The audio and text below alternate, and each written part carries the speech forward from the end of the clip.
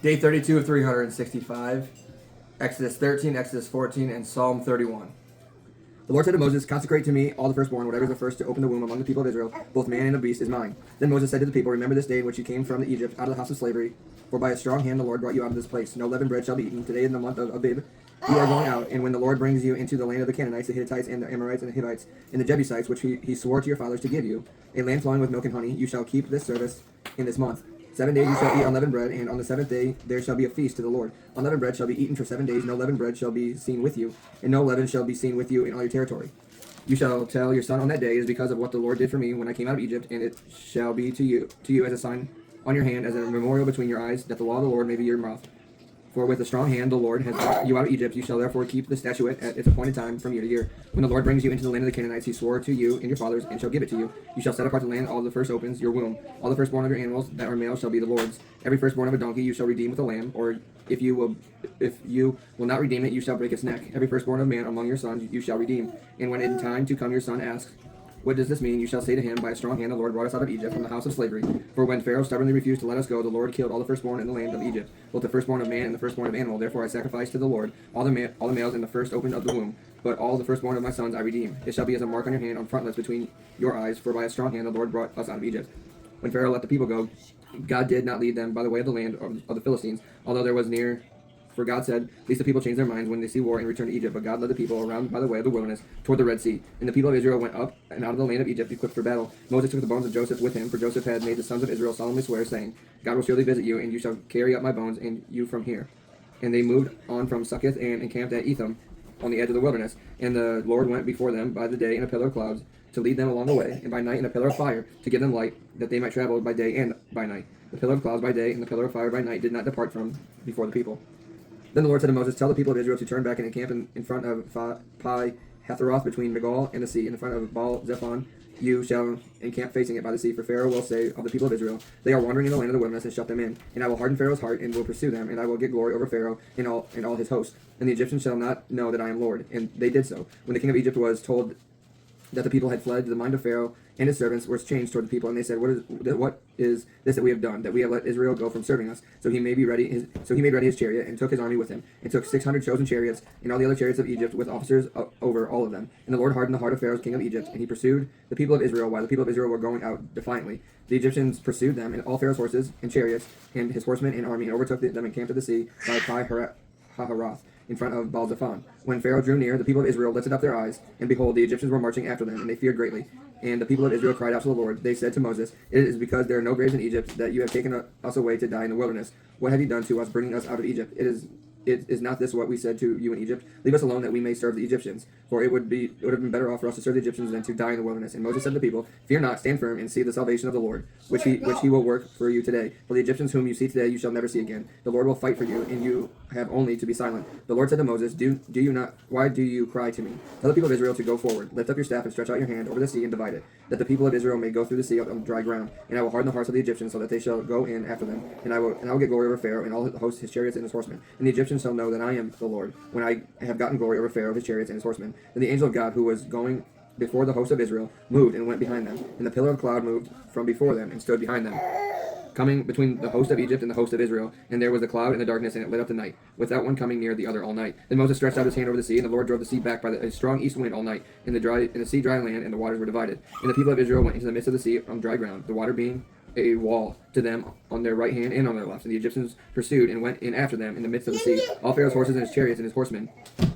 And in the morning watched the Lord in the pillar of fire and of the cloud, looking down on the Egyptians' force, and threw the Egyptian forces into a panic, clogging their chariots' wheels, so they drove heavily. And the Egyptians said, 'Let us flee from before Israel, for the Lord fights for them against the Egyptians.' Then the Lord said to Moses, 'Stretch out your hand over the sea, and the water may come back down upon the Egyptians, upon their chariots, and upon their horsemen.' So Moses stretched out his hand over the sea, and the sea returned to its normal course when the morning appeared. And the Egyptians fled into it. The Lord threw the Egyptians into the midst of the sea. The waters returned and covered the chariots and the horsemen. Of all the hosts of Pharaoh that had followed them into the sea, not one of them remained. But the people of Israel walked on dry ground through the sea, the water being a wall to them on their right hand and on their left. Thus the Lord saved Israel that day from the hand of the Egyptians, and Israel saw the Egyptians dead on the seashore. Israel saw the great power that the Lord used against the Egyptians, so the people feared the Lord, and they delivered the Lord and believed in the Lord and his servant Moses. Psalm 31. In you, O Lord, do I take refuge. Let me never be put to shame. In your righteousness, deliver me. Incline your ear to me. Rescue me speedily. Be a rock of my refuge to me, a strong fortress to save me. For you are a rock and my fortress. And for your name's sake, you lead me and guide me. You take me out of the net they have hidden for me. For you are my refuge. Into your hand I commit my spirit. You have redeemed me, O Lord, faithful God. I hate those who pay regard to worthless idols, but I trust in the Lord. I will rejoice and be glad in the steadfast love, because you have seen my affliction. You have known the distress of my soul, and you have not delivered me into the hand of the enemy. You have set my feet in a broad place. Be gracious to me, O Lord, for I am in disgrace. My eye is wasted of grief, my soul and my body also. For my life is spent with sorrow, and my ears with sighing. My strength fails because of my iniquity, and my bones waste away. Because of all my adversities, I become reproach, especially to my neighbors, and an object of dread in my acquaintances. Those who see me in the streets flee from me. I have been forgotten like one who is dead. I have become like a broken vessel, for I hear the whispering of many. Terror on every side, as they scheme together against me, as they plot to take my life. But I trust in you, O Lord. I say, you are my God. My times are in your hand. Rescue me from the hand of my enemies and from my persecutors. Make your face shine on your servant. Save me in your steadfast love. O Lord, let me not be put to shame, for I call upon you. Let the wicked be put to shame. Let them go silently to Sheol. Let the lying lips be mute, which speak insolently against the righteous in pride and contempt. Oh, how abundant is your goodness, which you have stored up from those who fear you, and you work for those who take refuge in you. In the sight of the children of mankind, in the cover of your presence, you hide them from the plots of men. You store them in your shelter from your strife of tongues. Blessed be the Lord, for he has wondrously shown his steadfast love to me. When I was in a besieged city, I had said in my alarm, I am cut off from your sight. But you heard the voice of my pleas for mercy when I cried to you for help. Love the Lord, all you his saints. The Lord preserves the faith, but abundantly repays the ones who act in pride. Be strong and let your heart take courage, all you who wait for the Lord. Something that kind of is relevant in this story about the Exodus, and like we live today, like we know that God tells us, because we have it 366 times, do not fear, I am with you. Moses tells them that the Lord says that he will be with them, and yet they say they want to serve the Egyptians because they're afraid, even though he's reassuring them that they're going to be okay, because he's promised everything to them, and they're still afraid of what the Egyptians will do to them. And the Lord is even guiding them along. He's in the pillar of the cloud and the pillar of fire. And how cool is that? He's with them, and they're still scared. Yeah. Kind of like people today. We know that God is with us. If you believe, He's going to be with you. You've been baptized. The Holy Spirit lives within you. Romans 8. Living within the Spirit. And people still get hung up on it. They're still live in fear in this life. Mm-hmm. What do you think they're afraid of in our day? Relinquishing control of their life. So you don't think it's like fear, you think it's like pride. Fear as in they don't know what to do because the Lord is leading them. If they're not doing it themselves, they don't know what's going to happen. So they try to make things happen that they want to happen, and that's not what the Lord wants. Therefore, they're fearful of what He's going to lead them to do because they want to do what they want to do. Because I'm not staying on the mic. And right? Working on it. I can tell. You never pause. Question 1. Where do you feel trapped right now between fear and uncertainty? I don't really fear anything anymore. Uncertainty, I think everyone feels uncertain about their future. Whether you want to control it yourself or you're letting the Lord guide you, it's misplaced trust in yourself that should be in the Lord, and that's the uncertainty. Mm-hmm.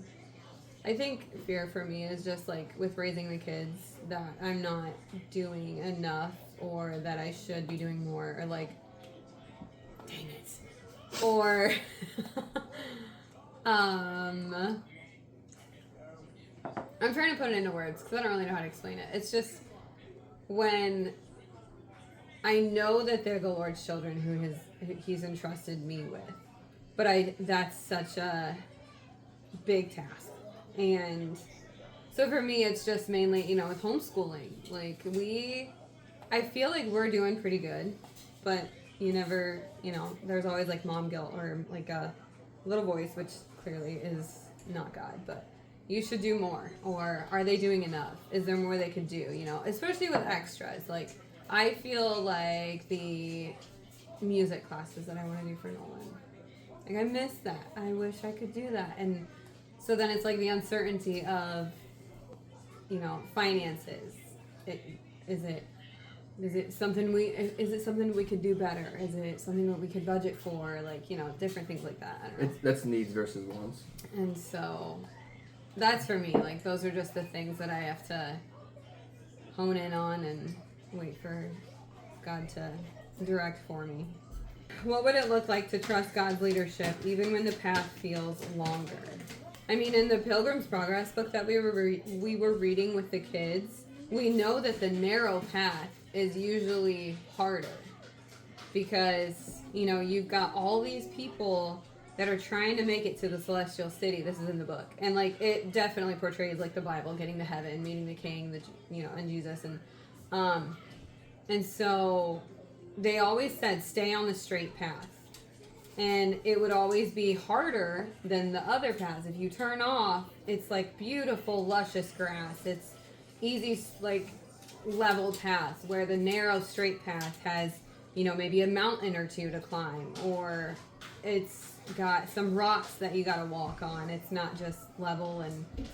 And so basically what I'm saying is, like, you just have to know that God is going to bring you through it, and you're going to come out on top with him to glorify and not have to, turn around and redo anything. Yeah, it's almost like... Sorry. That was long-winded, but... Yeah. It almost reversed back to Matthew 4 when Satan is talking to Jesus and he gives him the temptation and says, I will give you everything, all the kingdoms on earth.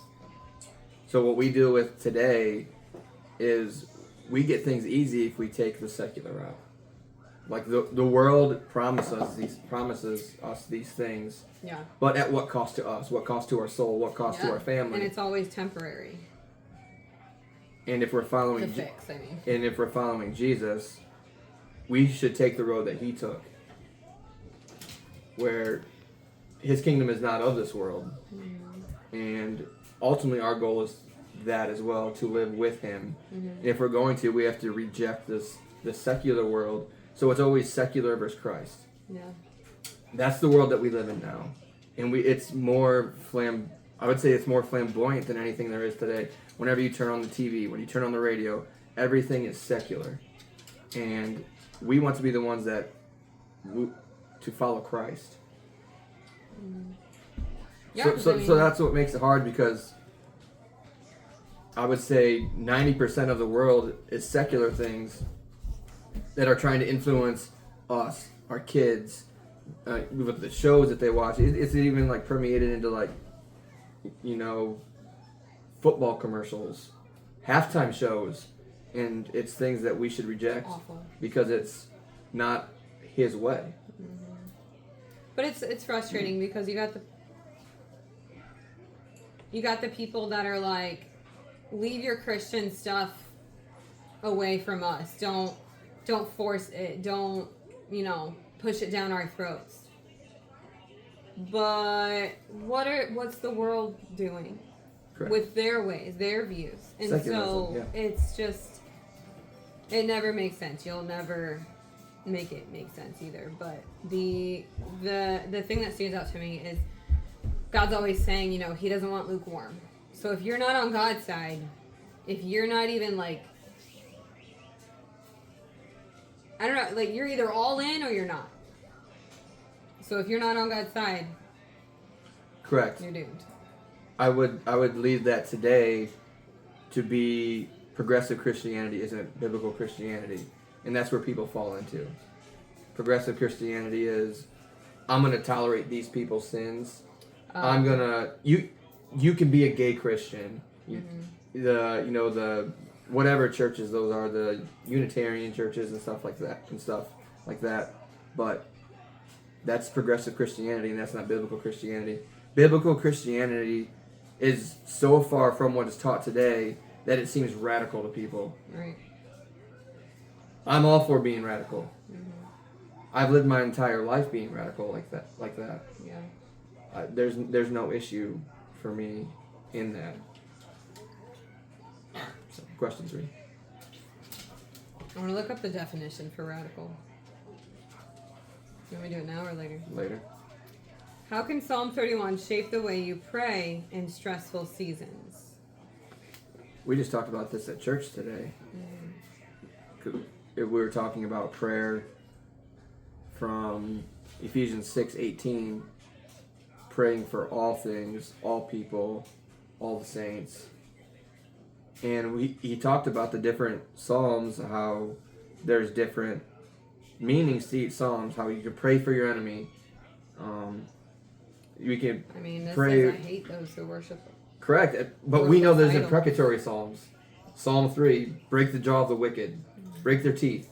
I think I want to say there's like 20 of them that are like really popular.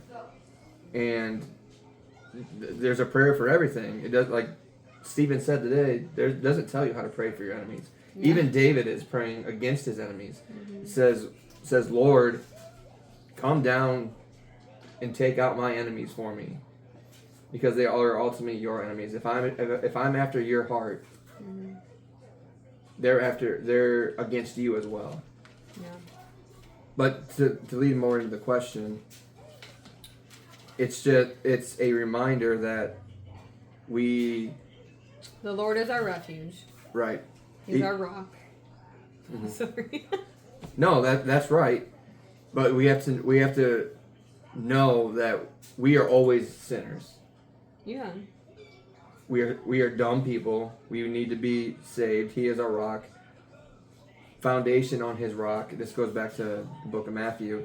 Foundation on this rock, and then try to live like him, and then pray for him when you need him. So when we pray and shape the way we pray in stressful seasons, I think it's probably just emphasizing that, it says like, the Lord, you are my rock of protection, a fortress where I will be safe. You're my refuge. We can run to God for everything, whether it's stressful, whether it's scary, whether it's heartbreaking, every little circumstance, every big circumstance, we can run to God and pray, and he'll, I don't want to say deliver us, but he'll come through for us. And I don't think that, I've always been told like there's no wrong way to pray. I think, there's times where you're not even going to know what words to say. You're just going to be crying, like Stephen said today. It could be weeping, and God knows exactly what that means. But I don't know, he does. I think the wrong way to pray would be for you just spitting out words and not it being heartfelt, though. Mm-hmm. As long as, obviously, your heart posture has to be correct. But like Stephen said today, that when you pray, no matter how you're praying, as long as it is heartfelt, you are calling the angels' armies to come down and help you with whatever you're going through. Mm-hmm. So it's just a reminder that whatever you are going through, he is going to be there to help you through it. Mm-hmm. I mean, David shoots out there's 172 Psalms? No, 140. 142. And you can even pray to, ask God to strengthen your trust. This is what it says. 149 Psalms. Him to strengthen your 50. Trust when fear rises or circumstances feel impossible. That's a good prayer. Pray that. Get on your knees and just beg God to do that. And he will.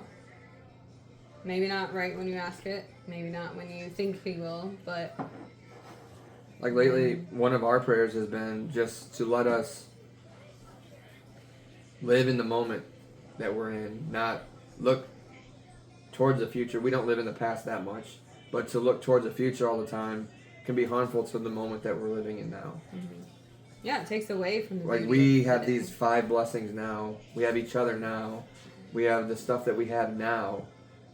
Take advantage of those blessings now and shape them into what ultimately he leads us to shape them into. Mm-hmm.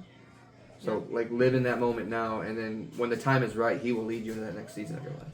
Yeah, that's kind of what this says. Pray that God would help you rest in his refuge rather than rush for control. I couldn't read that, by the way. It's just... I guess we're on the same wavelength. Good job. That's it for day 32. Peace.